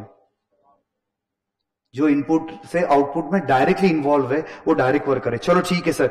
Indirect worker, work can not be seen, indirectly involve in production, ठीक है।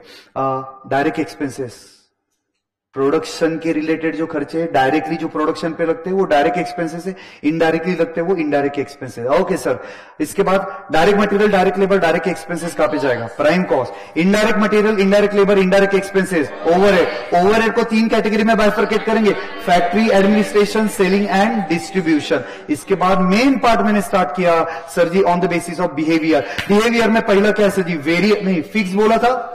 अच्छा, फिक्स का नेचर बताइए। Fix will remain fix irrespective of the production. Sir second point क्या था sir ji? Fix cost in total should be same. ठीक है। उसके बाद sir ji variable cost will vary according to the production and there is a direct relationship with the production. वो important sentence, variable cost per unit should be same, बराबर है, semi variable. दोनों का behaviour है ना इसमें, variable का भी है एंड फिक्स का भी। ना वो परफेक्टली फिक्स है ना वो परफेक्टली वेरिएबल है, ना टोटल सेम आ रहा है ना पर यूनिट सेम आ रहा है, तो वो सेमी वेरिएबल कॉस्ट आ गया। सो सेमी वेरिएबल को वेरिएबल और फिक्स में बाइफर्केशन करने का 3 मेथड, जैसे इंट्रोडक्शन दिया मैंने आज। ग्राफिकल मेथड, स्टेप बताइए ग्राफिकल में क्या किया सर? एक्स एक्सिस पे आउटपुट, वाई एक्सिस पे कॉस्ट, जो आउटपुट दिया उसके पॉइंट्स प्लॉट किए, लाइन ड्रॉ किया, वाई एक्सिस को इंटरसेक्शन किया, वहां से पैरेलल लाइन। वो लाइन कौन सी आपकी? Fix cost. Difference between total cost and fix cost will be variable cost. ठीक है। दूसरा क्या है sir ji? Level of activity. Sir simple formula क्या था लेवल ऑफ एक्टिविटी का? Difference in cost between any two level divided by difference in output between any two level. Okay okay okay okay. इससे variable cost आएगा। क्या आएगा? Variable cost. और sir high low point method, यही formula apply करना है, लेकिन highest output lowest output के लिए ये अप्लाई करना है। ठीक है। तो कल इसके और 2 मेथड हम लोग देखेंगे। ठीक है। So thank you very much, see you in the next lecture. Thank you boss.